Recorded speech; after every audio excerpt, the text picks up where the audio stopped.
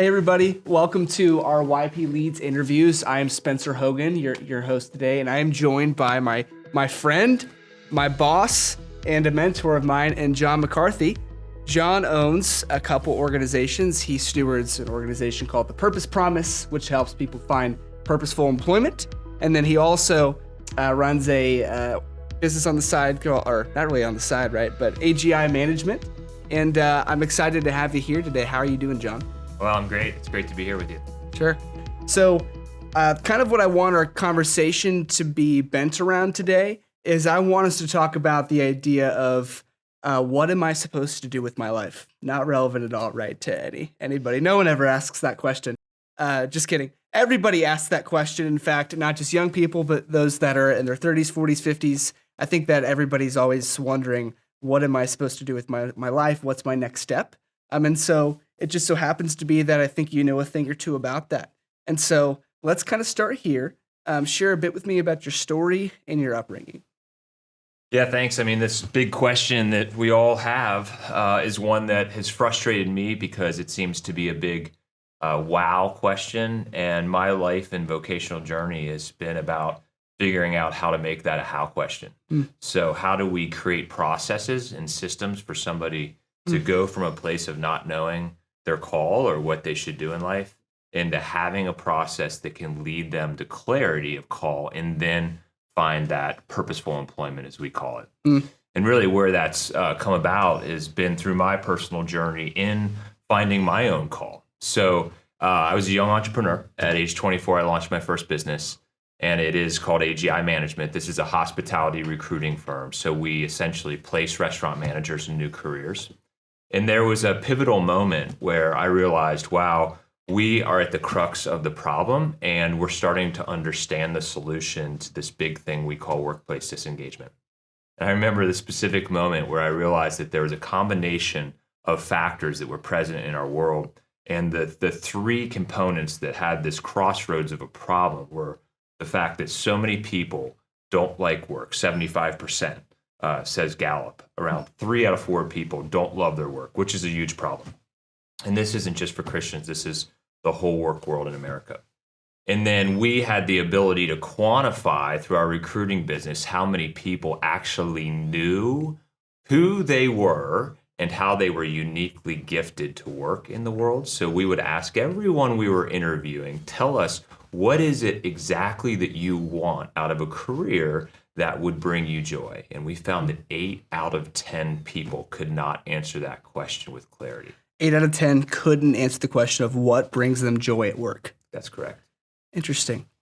And then the third fact was the fact that we, as Americans, spend more time at work than we do anything other than sleeping. Most of your waking hours are spent working, right? That's right. It's wild to me that you will spend, or people will spend most of their waking hours in a cubicle, on the job site, in the office, 40 to 50 hours a week for however long. It's wild to me that people do that and settle with, I hate my job, right? Like your Sunday, I hear the term all the time, I got Sunday scaries. Sunday rolls around, I'm worried about work on Monday, right? I hear that term tossed around all the time. It's not right that people settle for that. And I would take it one step further, and this is a bit radical, but I would say that it is a God-given right for you to like what you do, right? Yeah. How? So you figured out that statistic. So 8 out of 10 people, right, don't even know what brings them joy at work. How do they figure out what brings them joy at the office? Yeah, well, I'll answer that question with maybe a further diagnosis of the problem, and it's relative to Romans 12:2, excuse me, that we are conforming to the world standards of what work looks like, and that we do not and are not equipped with the process to really transform the renewal of our mind, right? That by testing, we can discern what is good and perfect and pleasing to God through our careers. And so, the standards of success in this work world are put on us even at a very young age. And we so often run after those standards of success, and it becomes very subconscious that we don't even know what our unique success looks like. What are the standards? Like, give me some concrete, what standards? Yeah, so there's really two categories. One is the biggest one is the family of origin motivation. Mm. So it's amazing that we all really are, we have seeds planted in us at a young age around what success is and what success isn't. Sure. These are memories that create beliefs that then create thoughts and feelings that create actions about what we do in our careers. And if we're not aware of what those memories are, we have beliefs, but we don't really own them, right? We're renting them. And essentially, if we drive after them in our career, it's just a matter of time before we feel unfulfilled. So to even drill down further, my personal example is interesting because my father worked for a large corporate company, and he was extremely loyal. And so when I was 10 years old was the first time my dad came home, and there was a threat of, at that point, they called it a layoff. And it was during the holiday season, and I remember, and he's a very stoic, great man, I remember the pressure that I could feel from him. Right. And then in the next year, Christmas time. This is Christmas time. That's crazy. So same time next year, they were doing the same thing at this large corporate company that he added a lot of value to and was super loyal to. And they moved it from layoffs, and this time they called it downsizing. Wow. And then get this, the next year, same thing happened, but this time they called it right sizing. And this was an era when what we saw was household median income was staying the same and executive compensation was going like this. And we started to see greed take even a new play in corporate America. And so I was 10, 11, and 12 during those years. And what I didn't realize at the time, obviously, and didn't even realize as I started to drive into my career, my vocational push, is that I had a belief about corporate America that was based in those memories. And that belief was, if I want career stability, I can't work there because they're not loyal. Yeah. And that's like, frankly, I think the opposite of a lot of what people think, that if I go get the corporate job, if I go work for this person and they sign my paychecks, I'm good, right? Like, that's really interesting. So you had, in some ways, a very different narrative that you came up with of, I can't depend on them, right? That's really interesting to me. But that narrative was subconscious, right? And so now I can look back and I can understand why I became an entrepreneur at a young age. And that has helped me be able to debunk some of those myths that I believed and really own my view of success. So I know, I mean, obviously not all corporations are disloyal. That was my one little sample size. Of course. But it drives the point, Spencer, that these memories really create a belief. And when they're subconscious, they drive us towards a certain thing. And then essentially we're conforming to that belief, right? So when we take those thoughts captive and go back into our memory, that's when we have the ability to own what we really think success is. Yeah. And so my personal example is different, like you've said, than a lot of other people. But the process of going back and understanding the memories of your parents, the memories of your environment growing up, the memories of maybe your schooling or people that you really valued, and what that spoke into you about what your personal journey with success is, it's just such an important piece of the puzzle, right? And the constructs that we have in even career counseling at a young age is like, let's look at ourselves and let's view the future. Let's dream about what you could What be. are you good at? Yeah. What are you good at? What are you talented at? And what does that match up with, right, in a job or a degree, right? Yeah. But the process of going back is very rarely included. Interesting. And so that's the pivotal piece that I think is missing. Yeah. And it's missing most often because it's hard. Right. You know, the analysis of past sometimes is dirty, and you got to get in the muck, and you've got to forgive, and you got to bring up some tough or good memories. That's right. But without it, we don't have the full picture of who we are and how we're built to work. Right. So to the question of how do you figure out what you're supposed to do with the rest of your life or even the next step, if you want to look ahead, you got to go back, right?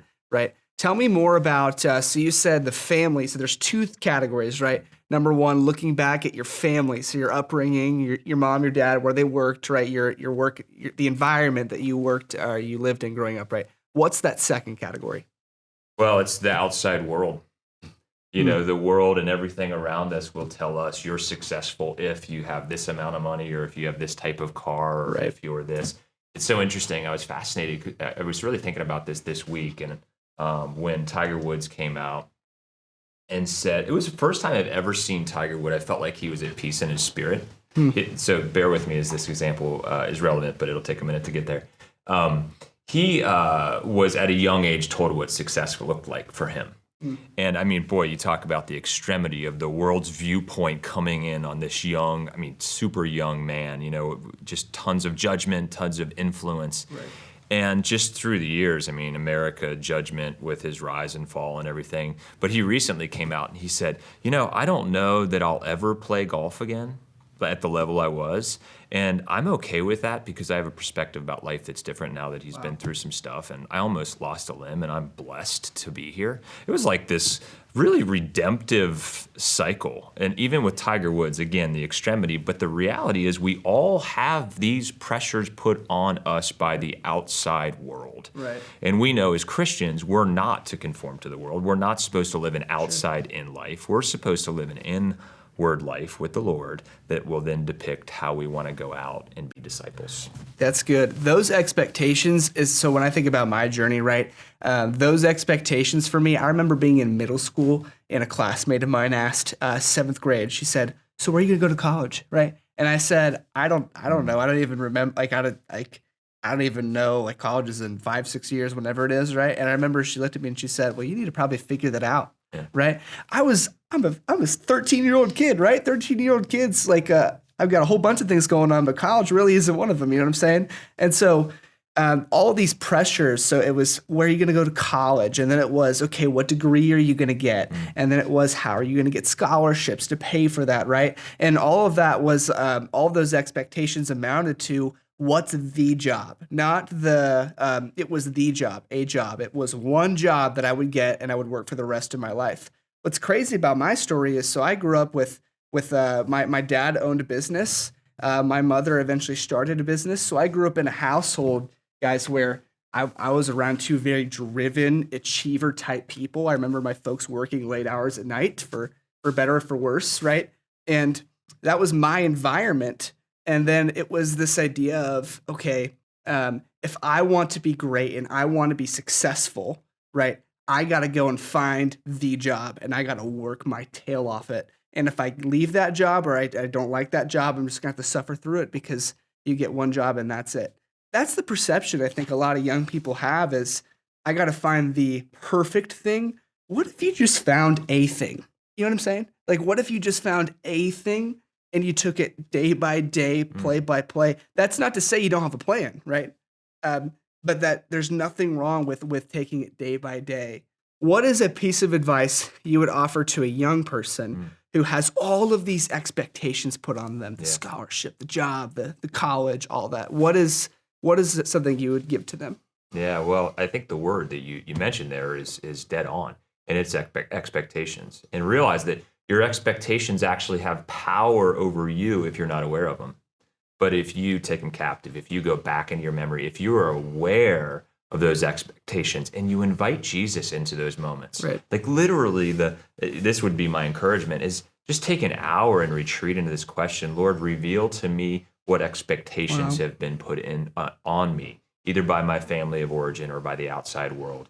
And go back to those moments or think about those things. Invite Jesus into those moments and just let him redeem and renew your mind.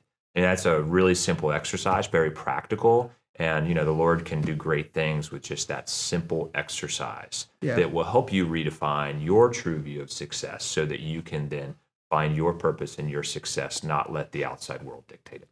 That's good. I know Purpose Promise. So at Purpose Promise, I know you guys do a thing or two about helping people find their purpose at work. Tell me a bit about your guys' process. How do you tell the audience like what you guys actually are, right? Because I know, but they don't know. Tell me what you are, and then what your type of work is that you do. Yeah.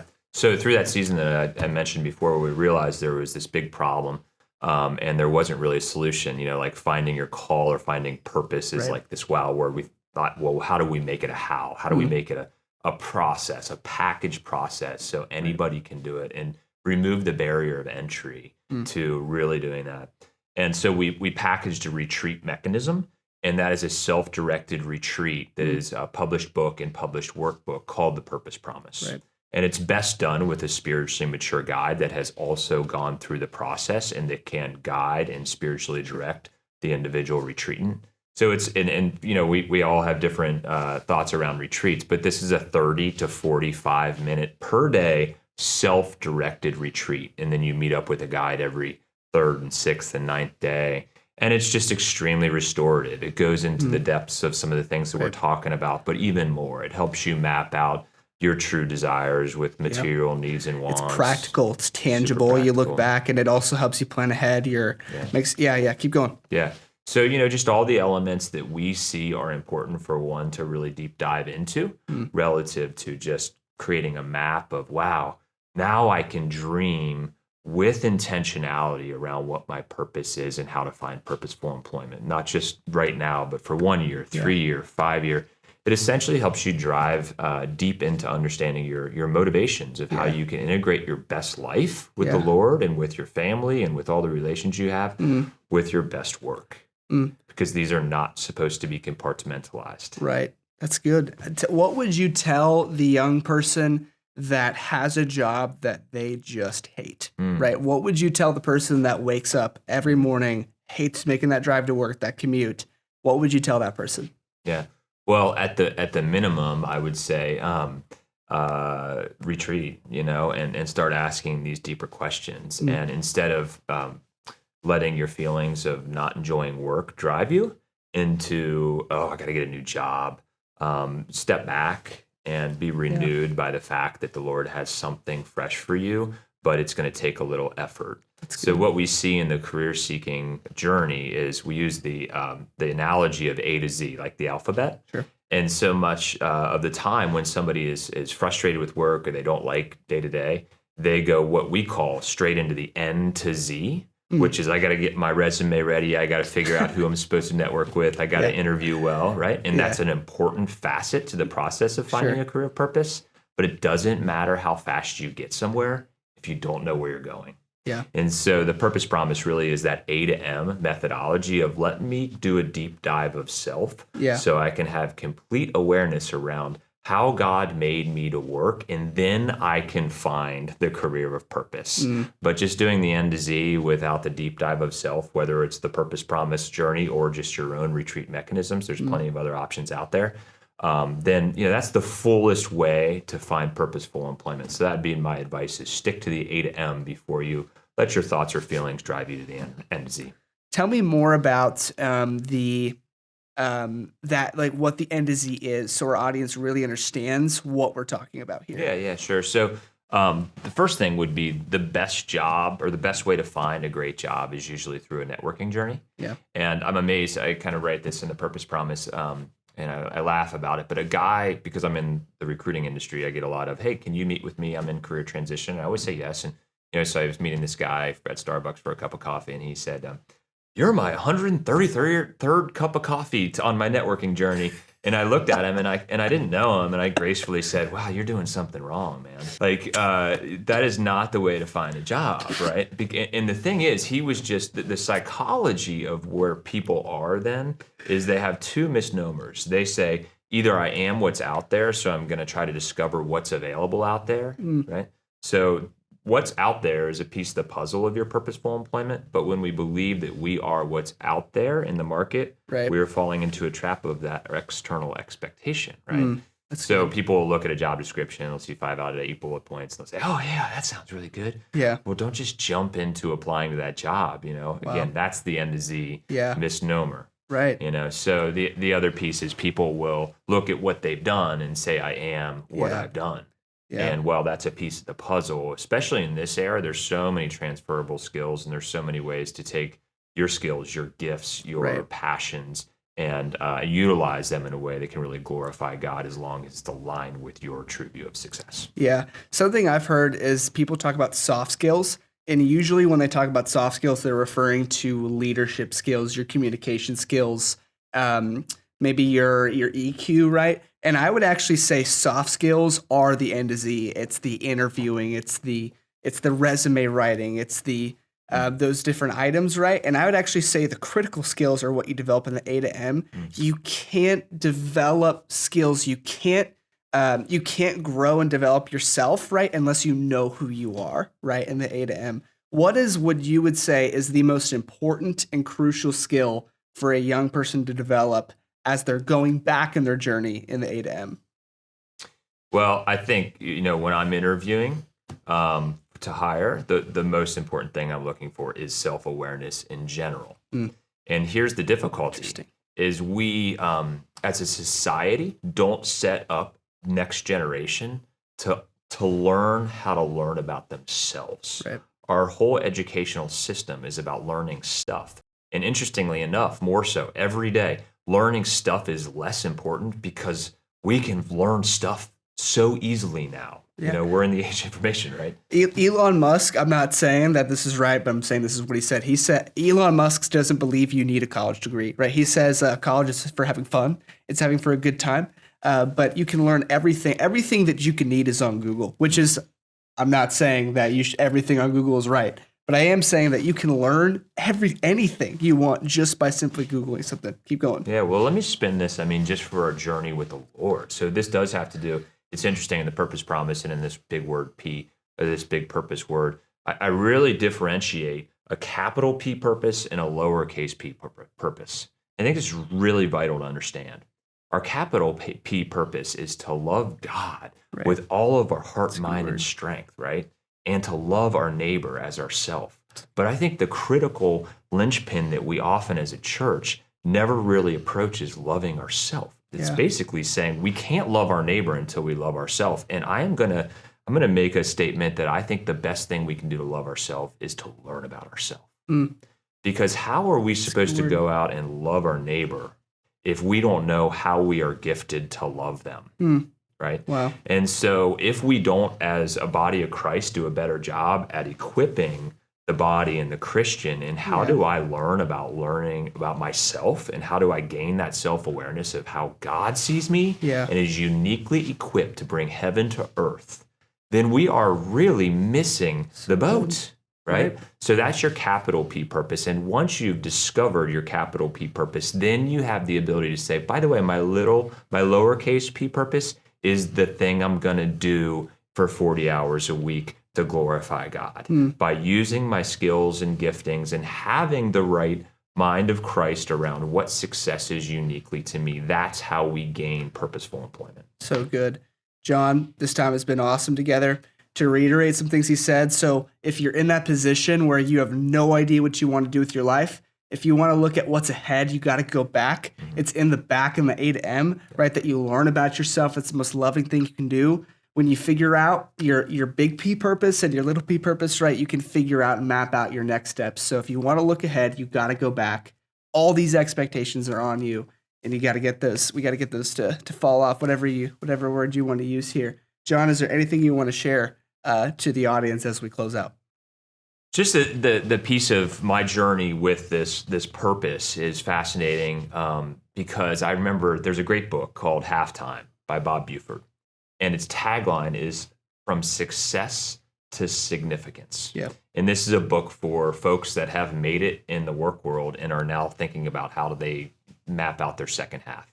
And it drove me crazy because why in the world do we need to go towards worldly success to then have the opportunity to be significant? Yeah. And so this is such a joy to just see what the Lord's doing within YPA WAP, and I think bringing the body, the ecclesia, into multi-generations, because we need to instill the belief that you are significant from the get-go. That's a good word. And we need to stop believing the world's expectation that you got to go find worldly success and then you can start your significance journey. Wow.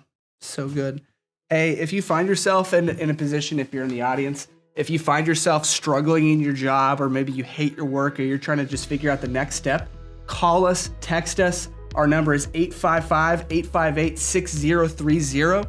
We can connect you to Purpose Promise, and John, we can get you plugged in with the guide. But hey, don't go to work alone. Stop waking up on Monday mornings and going by yourself. Don't work alone. That's what we do. John, thank you for joining us. Thank you, brother.